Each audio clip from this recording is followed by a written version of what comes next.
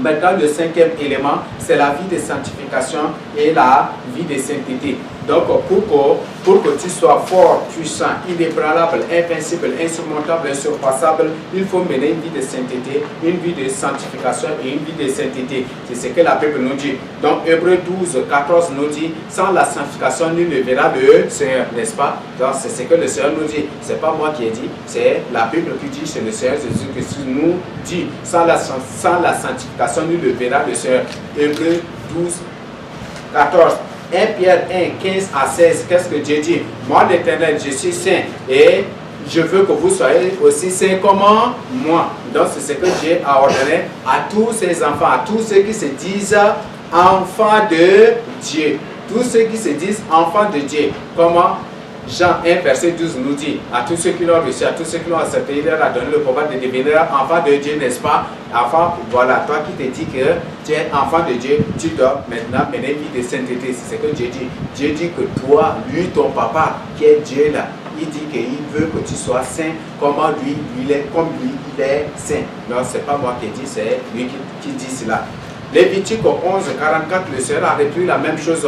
Il dit qu'il nous a choisis pour que nous soyons saints pour lui. Il veut que nous soyons saints pour lui. Donc lui, pour lui, comment il veut qu'on soit saints pour lui, l'Éternel, notre Dieu.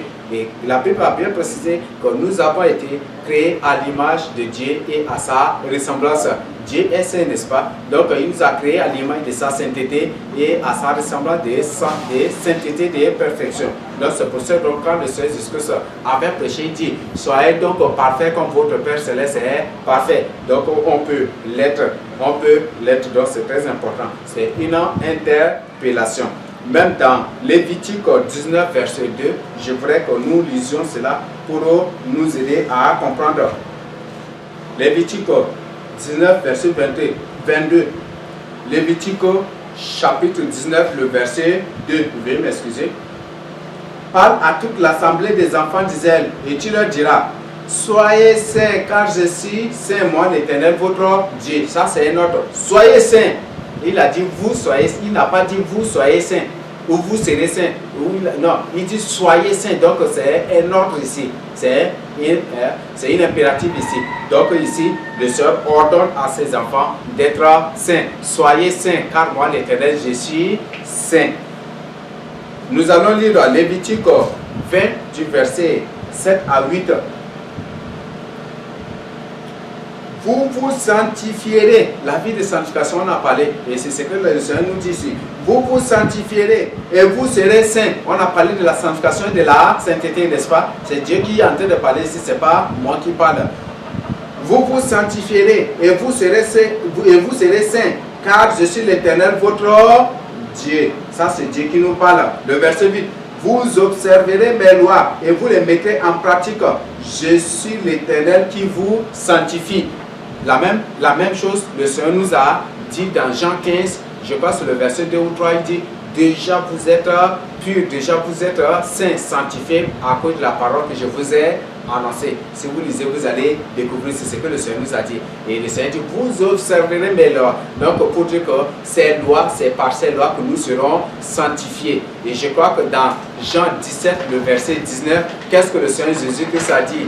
Je me sanctifie pour vous, afin que vous, mes disciples, vous soyez sanctifiés par la vérité. C'est la vérité qui nous conduit à la sanctification et c'est la sanctification qui nous conduit à la sainteté. De la sanctification qui te pour la sainteté. Et voilà ce que le Seigneur Jésus-Christ nous a dit. Et voilà ce que le Seigneur Jésus-Christ, à travers le nom de l'Éternel, à travers le nom de l'ange de l'Éternel, à travers le nom de l'Éternel des armées, a recommandé aux enfants d'Israël. Vous observerez mes lois et vous les mettrez en pratique. Je suis l'Éternel qui vous sanctifie.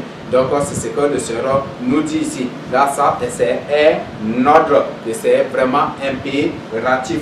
Nous allons lire le verset 26 pour découvrir ce que Dieu nous a encore recommandé. Vous serez saints pour moi, car je suis saint. Ah, c'est ce que Pierre a repris. C'est ce que Pierre a dit dans 1 Pierre 1, verset 15 à 16. Vous serez saints pour moi, car je suis saint, moi l'Éternel. je vous ai séparé des peuples afin que vous soyez à moi. Je vous ai séparé des peuples. Le Seigneur a dit, je vous ai séparé du monde, je vous ai fait sortir du monde. Donc il nous a fait sortir du monde pour que nous soyons saints pour lui. C'est ce que le Seigneur nous dit ici. Donc Dieu, comme la Bible nous dit dans 1 Corinthiens 14, verset 33, Dieu n'est pas un Dieu de désordre. Dieu n'est pas un Dieu de désordre, mais une vie de sanctification. Mon frère, si tu veux être vraiment fort, si tu veux être vraiment puissant, si tu veux être vraiment invincible, si tu veux être vraiment inébranlable, si tu veux être vraiment insurmontable, insurpassable, si tu veux vraiment être impossédable, si tu veux vraiment être inenvoûtable, si tu veux que personne ou aucun démon, aucune puissance des ténèbres ne puisse t'initier, il faut vraiment demeurer dans la crainte de Dieu. Il faut demeurer dans la sanctification, dans la sainteté et dans la perfection, comme le Seigneur a dit, soyez saints comme votre Père Céleste est, et soyez parfaits comme votre Père Céleste est parfait. Donc voilà ce que le Seigneur nous recommande. Donc on doit être saints, car le Seigneur nous a fait sortir du monde pour que nous soyons saints pour lui, un peuple spécial, un peuple mis à part pour lui, mis à part dans la sainteté, dans sa crainte pour lui. Ce n'est pas aller à l'église qui est le signe d'être un peuple mis à part. Ça, c'est de la doctrine luciférienne que la religion mondiale enseigne aujourd'hui. Ils enseignent la sainteté, que la sainteté, c'est la mise à part. La sanctification, c'est un peu appelé à mise à part des trucs qu'ils enseignent de n'importe quoi aux gens. C'est la doctrine luciférienne, c'est la doctrine de la religion mondiale. Et bientôt, tes yeux s'ouvriront et tu découvriras, c'est l'acide et le mat, tu cherches ton salut. Même si tu ne cherches pas ton salut, jusqu'à la fin de ta vie, toi-même, tu vas découvrir la vérité. Si tu vas partir auprès de Dieu, si tu vas partir en enfer, toi-même, tu vas découvrir la vérité. Donc, c'est ce que j'ai à te dire. Donc, c'est très important. Donc, la vie de sanctification et la vie de sainteté nous rendent invincibles et nous rendent vraiment inébranlables, nous permettent de devenir forts, puissants, inébranlables, invincibles, insurmontables, insurpassables, ineffrayables aussi, ineffrayables.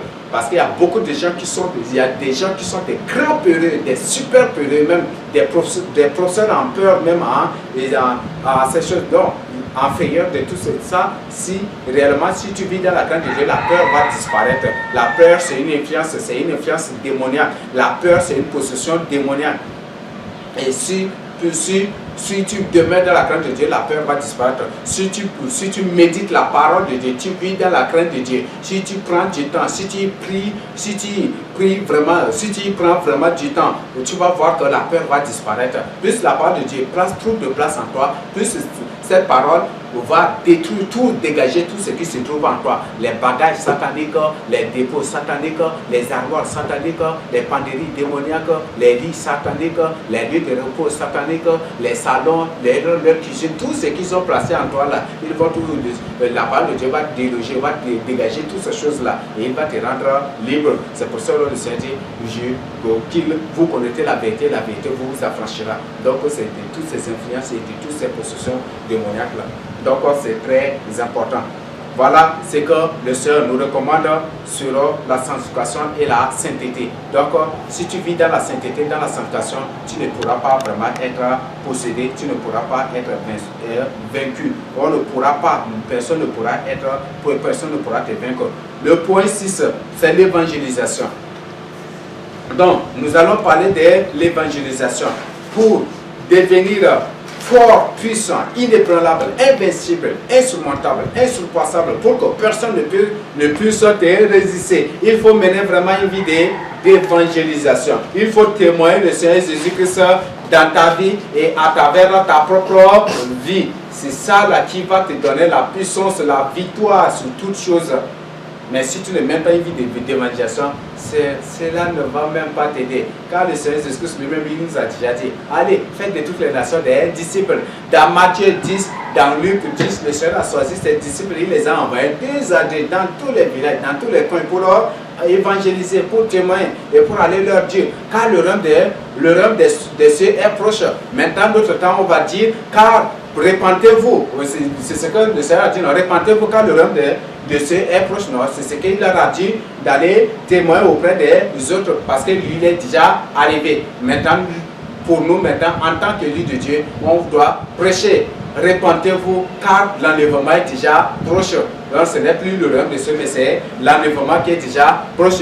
L'enlèvement est déjà en vue. Donc il faut avertir les gens, il faut vraiment ouvrir les yeux des gens sur ces choses-là, ça va beaucoup t'aider. Plus tu évangélises, plus toi-même tu te fortifies. Plus tu évangélises, plus tu te fortifies. Plus tu évangélises, plus tu t'édifies. Plus tu évangélises, plus tu te solidifies.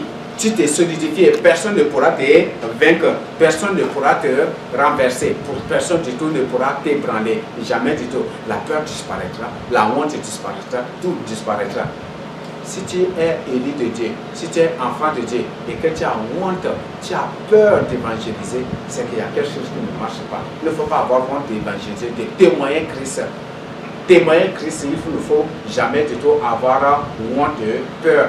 Car c'est une obligation, c'est ce que Paul a dit, c'est une nécessité, c'est une obligation pour lui de témoigner le Seigneur Jésus-Christ.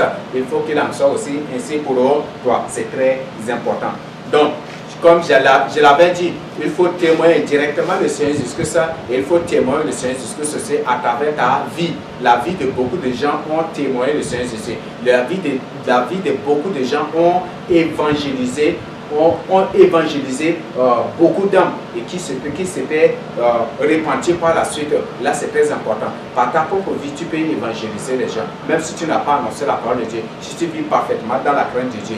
La Bible dit que quand il découvrira vos bonnes œuvres, ils rendront gloire à Dieu, n'est-ce pas? C'est ce que le Seigneur Jésus a dit. Donc, quand il vous, pendant les persécutions, quand ils vous maltraitent, ils vous font tout ce vous ne réagissez pas, vous vous faites toujours mouton, vous restez, vous êtes vraiment, vous demeurez toujours dans la crainte de Dieu. Faites tout par la parole de Dieu, pour la parole de Dieu, avec la parole de Dieu. Vous faites tout, vous allez voir. Par la suite, il finira par se repentir. C'est ce que même Pierre nous a dit. Donc quand il persécute par la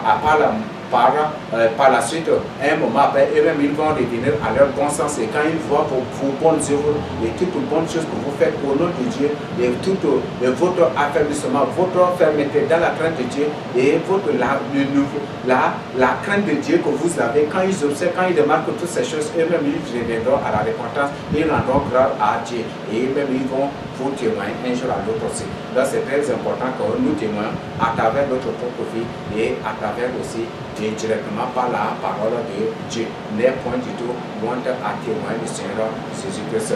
N'est point du tout honte à parler du Seigneur Jésus-Christ à une personne. Il faut témoigner du Seigneur Jésus-Christ partout et dans tous les lieux. Nous allons lire Éphésiens 6, verset 15. Pour découvrir ce que le Seigneur nous dit le Seigneur nous recommande de faire. Éphésiens 6, verset 5. Éphésiens 6, verset 15. Qu'est-ce que la Bible nous dit? La parole de Dieu nous recommande de porter l'habit, la chaussure que donne l'évangile, n'est-ce pas? Mettez pour chaussure à vos pieds le zèle que donne l'évangile des paix. Il est pour les pieds de ceux qui annoncent la paix, l'évangile de paix. C'est ce que la Bible nous dit. Donc, plus tu évangélises toi-même, tu t'édifies, tu te solidifies. Et la parole de Dieu, c'est une chaussure à tes pieds. C'est une grande chance en fer, en airain, que personne qui peut même broyer les mouilles, qui peut même broyer les pierres, les rocs, il peut broyer tout. Donc, la parole de Dieu t'aide vraiment. C'est évangéliser, ça t'aide beaucoup. Donc, c'est très important. Donc, de porter que nous ayons tous les jours à nos pieds le chaussure là, notre paire de chaussures qui est le signe de l'évangélisation. Parce que tous les jours, au moins, avant de sortir, on porte des tapettes, on porte des chaussures, non? Où il y a des gens qui sortent pour aller au marché pieds nus, ça n'existe plus, n'est-ce pas? Voilà, donc c'est ce que le Seigneur nous recommande aussi de le faire. Donc tous les jours, nous devons aussi porter nos chaussures d'évangélisation pour afin de le témoigner tous les jours, afin que des âmes soient sauvées ou que des âmes apprennent l'évangile. Matthieu 28, 19 à 20. Matthieu 28, 19 à 20. Matthieu 28, 19 à 20. Le Seigneur nous recommande encore quelque chose. Allez, faites de toutes les nations des disciples, les baptisant au nom du Père, du Fils et du Saint-Esprit.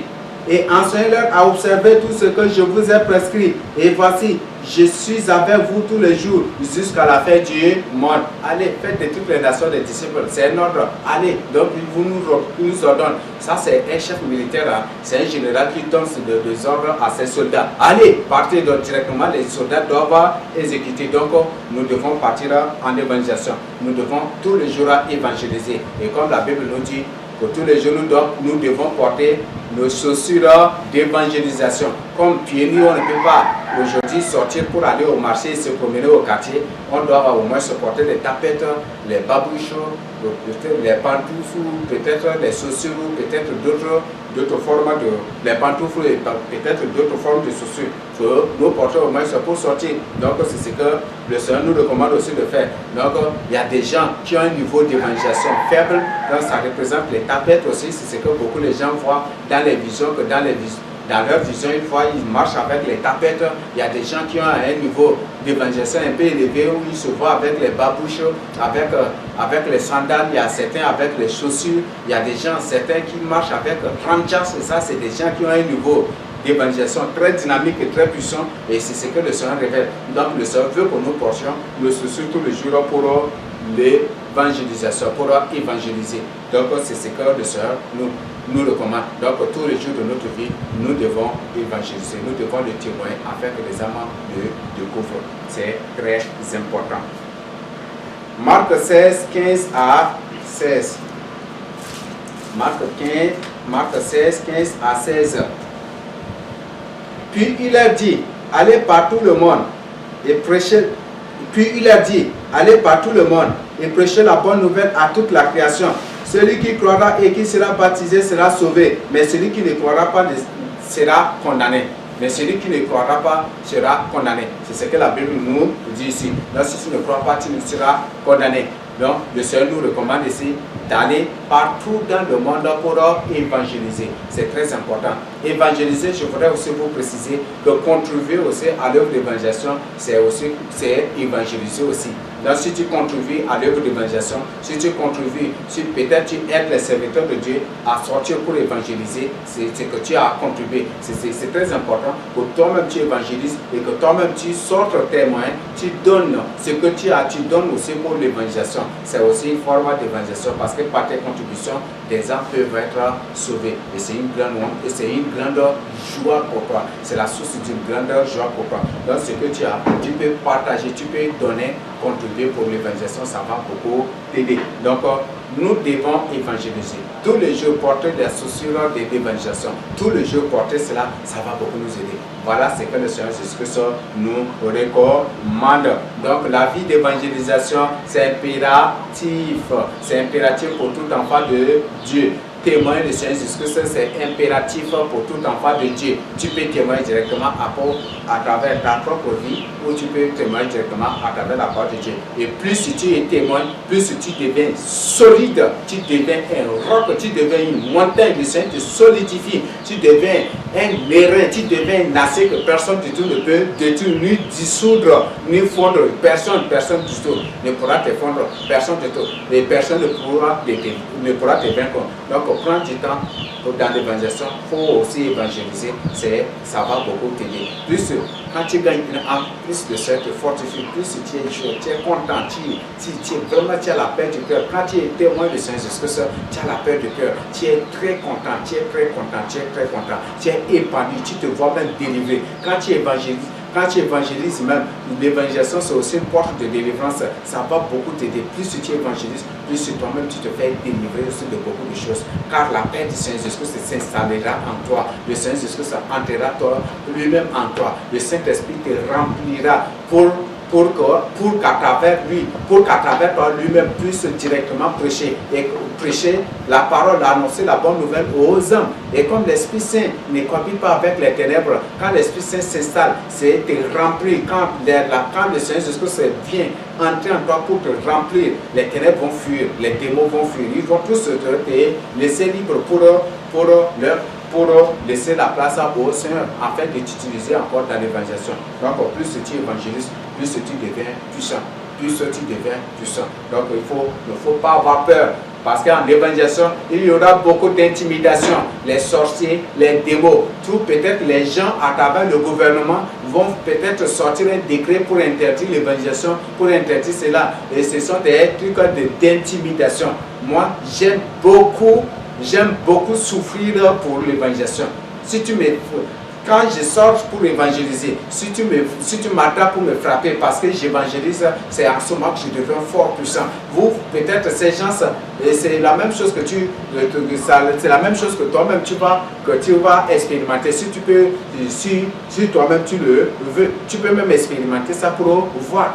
Donc, si les gens te frappent, te boxent, ou les gens t'arrêtent, t'emprisonnent, te mettent en prison, pourquoi tu évangélises, pourquoi tu fais ceci, pourquoi tu regroupes les gens, pourquoi, c'est en ce moment que tu deviens fort. Parce que plus tu es persécuté, plus tu deviens fort, plus tu deviens inébranlable, plus personne du tout ne pourra te renverser. Donc, plus tu es persécuté à cause de l'évangile, à cause de la bonne nouvelle, à cause du Seigneur Jésus-Christ, le Dieu de la vérité, dans la sanctification, dans la sainteté, plus personne ne pourra plus du tout te vaincre, personne ne pourra t'effrayer. C'est que peut-être ils vont te dire, on va te libérer aujourd'hui, mais attends, tu ne vas plus prêcher. C'est peut-être c'est en sortant ou avant de sortir, même tu vas les évangéliser avant de les quitter, même comme ça. C'est ce que tu feras.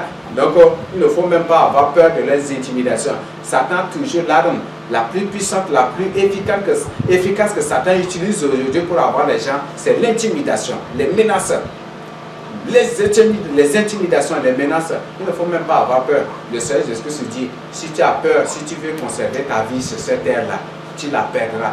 Mais il vaut mieux la perdre pour la retrouver. Donc c'est très important de faire. Donc c'est très important. Ils vont te menacer, t'intimider, mais il ne faut même pas avoir peur. Je ne t'invite pas à prendre des machettes ou des gourdins pour que si les gens viennent t'attaquer, il faut les attaquer parce que c'est Dieu. Non, Dieu ne t'a même pas invité à cela. Le Seigneur dit que si tu as peur de les intimidations, de leurs menaces pour le rejeter, lui, le Seigneur, pour vivre aisément, pour vivre à l'aise avec tout tranquillement ou paisiblement, avec eux ou comme eux, le Seigneur dit que tu vas te perdre définitivement en enfer parce qu'il va te rejeter. Mais si tu te laisses, même s'il te tue à cause de l'évangélisation, à cause de la vérité, à cause de ta vie de sanctification, ta vie de sainteté, tu retrouveras ta vie au ciel et dans un bonheur parfait, radieux, que tu n'as jamais encore vu.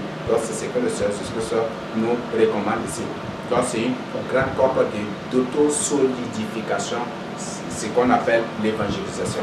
Le septième élément, nous avons, il faut pour devenir fort, puissant, inébranlable, invincible, insurmontable, insurpassable, indestructible, pour qu'aucun sorcier, aucun démon ne puisse te résister, pour que tu sois toujours vainqueur, pour que tu sois toujours un héros, pour que tu sois toujours vainqueur, il faut être amour, comme le Seigneur Jésus nous a recommandé. Il faut être clément, il faut être compatissant, il faut être miséricordieux, il faut vivre en paix envers tout le monde. Mon frère, si tu veux être puissant, si tu veux être efficace, pardonne aussi ceux qui t'offensent. Mais si tu ne veux pas pardonner aux autres, les offenses, le Seigneur ne va même pas du tout te pardonner. Et si tes péchés ne sont pas pardonnés, ces péchés qui ne sont pas pardonnés sont des portes ouvertes par lesquelles les sorciers vont vite t'atteindre. Donc il faut pardonner aux autres leurs péchés afin que le Seigneur puisse vite aussi te pardonner. Donc là c'est très important. Il faut mener une vie d'amour. L'amour pardonne tout, l'amour excuse tout, l'amour supporte tout, l'amour ne calomnie point, l'amour n'accuse point faussement une personne, l'amour l'amour excuse tout, l'amour c'est le caractère de Dieu. Donc lisez minutieusement 1 Corinthiens 13, il faut être amour comme le Seigneur. Il faut être, Dieu est amour, il veut que nous soyons aussi amour comme lui. Il faut avoir de la compassion pour les autres. Si tu n'as pas de pitié, si tu n'as pas de compassion pour les autres, le Seigneur n'en aura point du tout aussi pour toi. Alors c'est une information. Il faut vivre en paix. Ce n'est pas en paix ce n'est pas en paix selon le monde, mais vivre en paix avec les autres. Si certainement beaucoup ont compris ça à l'envers ou peut-être autrement, je ne sais pas, mais je voudrais m'expliquer pour que vous compreniez. Si par exemple, une personne te dit, ou une personne de la famille te dit, si tu veux vivre en paix là, il faut renier ton Seigneur Jésus-Christ là. Et comme ça, on va être en paix. Est-ce que vraiment tu vas rechercher cette paix-là? Est-ce que cette paix-là, c'est vraiment une paix à chercher ou à envier ou à rechercher? Jamais ça, ce n'est pas à cette paix-là, ce n'est pas de cette paix que le Seigneur nous parle. Mais le Seigneur veut que nous soyons en paix avec les autres. Si les gens nous offensent, que nous les pardonnons. Et que nous ne devons pas créer des problèmes aux autres. C'est ça cette paix que le Seigneur veut. Nous ne devons pas créer des problèmes aux autres. Donc, vivons en paix avec les autres. Les gens peuvent nous offenser, mais n'ayons pas des sentiments de vengeance, ne réagissons pas maladroitement, ne réagissons pas aussi charnellement contre avec ces gens. Donc, c'est ce que le Seigneur nous recommande. Mais si tu veux vivre en paix avec un païen, parce que le marabout, tout le jour, peut-être tu as un voisin marabout, tout le jour tu pries, il te dit, voisin, si tu veux qu'on soit en paix, il faut cesser de prier. Est-ce que tu vas cesser de prier pour accepter d'être en paix avec lui? Si tu acceptes cette paix, c'est que tu es pire encore que lui. Donc ce n'est pas de cette paix que je parle, mais je parle de la vraie paix en amour, dans la vie d'amour ou de charité que nous devons mener, dans la vie de miséricorde aussi que nous devons mener. Donc c'est de ça que le Seigneur Jésus nous parle. Veuillez m'excuser, au début j'avais parlé de 7 éléments. Il y a un 8e élément aussi très nécessaire, c'est ce qu'on appelle le jeûne. Ça, c'est très important. Le jeûne édifie, le jeûne solidifie, le jeûne délivre. Plus tu jeûnes, plus les démons ne pourront plus du tout s'approcher de toi. Là, c'est très important de mener une vie de jeûne. C'est très, très, très important. Il faut jeûner. Dans le jeûne, il faut prier. Il faut prendre du temps dans la prière, dans la méditation de la parole de Dieu, dans la louange, dans l'évangélisation, si possible, dans la repentance. C'est ce qu'il faut faire. C'est dans le jeûne. Il y a des gens qui jeûnent. Peut-être, ils jeûnent le matin, ils prient et c'est à 18h quand ils sont devant la nourriture, d'abord ils prient pour clôturer et ils disent qu'ils sont en train de jeûner. Ça, ce n'est même pas du jeûne. Ça, c'est un jeûne. Ça, c'est un jeûne médical. Ça, ce n'est même pas un jeûne. Donc, vraiment, je voudrais que vous voyez cette manière de faire. Donc, si c'est le vrai jeûne que vous observez, vous devez du matin jusqu'au soir, au moins ça, méditer la parole de Dieu, prier, prendre du temps dans la louange, dans l'adoration, prendre du temps dans la méditation de la parole de Dieu, prendre du temps dans la prière. C'est ça le jeûne. Le jeûne, c'est se répandre, c'est se consacrer. C'est consacrer le jour là au Seigneur. C'est consacrer le jour au Seigneur. Mais tu jeûnes et le matin, tu sors et peut-être le Seigneur, comme c'est le matin, tu pries pour remercier le Seigneur de t'avoir protégé. Tu lui confies le jeûne et le matin, et après cette prière, c'est à 18h d'abord, tu leves pour dire, ah merci Seigneur, j'ai bien fini mon jeûne et béni la nourriture et je veux manger en paix et que cela me fasse du bien. Tu prends ta nourriture. Ça, ce n'est même pas du jeûne. Ça, c'est peut-être il y a des gens aussi qui font cet exercice-là pour ne plus avoir de faim, peut-être c'est cet exercice-là, mais ou pour s'adapter à la faim, mais ce n'est même pas un jeûne. Donc, pendant le jeûne, tu dois avoir tout le temps. Tu dois prendre tout le temps aussi, au moins c'est dans la méditation de la parole de Dieu, dans la prière, dans la louange, dans l'adoration. Même au bureau, tu peux le faire. Dans ton lieu de travail, tu peux le faire. Tu peux prendre ta Bible et amener. Et s'il n'y a pas possibilité, tu peux même apporter ta Bible. Et s'il n'y a pas possibilité, même étant là même, tu peux louer le Seigneur, tu peux adorer le Seigneur. Et pendant tout le long du travail, tu peux rester en prière, en esprit de prière et présenter ton sujet. Ce qui te préoccupe, il faut présenter ça au Seigneur. Il y a des gens qui disent qu'ils sont en jeûne. Pendant qu'ils sont au travail, ils se comportent parfaitement comme des païens. Ils agissent comme des païens, ils parlent comme des païens, ils rient comme des païens, ils font. Et après, d'abord, c'est quand ils rentrent, d'abord, ils se rappellent qu'ils sont en jeûne. Et ils disent que c'est un jeûne. Ça, ce n'est même pas un jeûne. Donc, c'est un jeûne, c'est une consécration.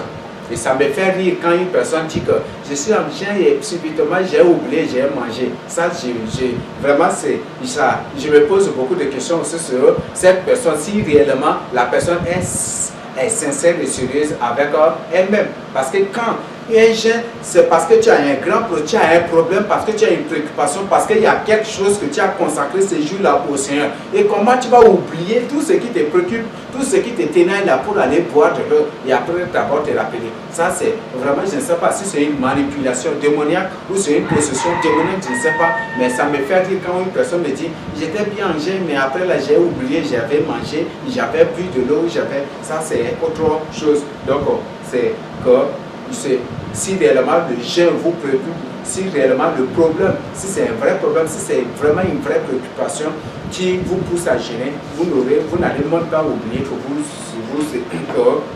vous êtes en jeûne. Donc ça, c'est très important. Donc, la question des jeûnes. Beaucoup de sorciers aujourd'hui enseignent que le jeûne n'est plus biblique parce que le Seigneur est venu, il a aboli aussi le jeûne. Ça, c'est la doctrine des vrais sorciers et c'est ça ce qu'ils enseignent. Ça, c'est la doctrine de la doctrine luciférienne, la doctrine de la religion mondiale.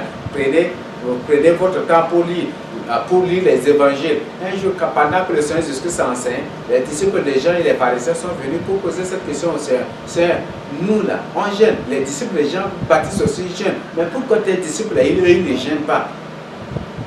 Et pourquoi? Et qu'est-ce que le Seigneur a dit?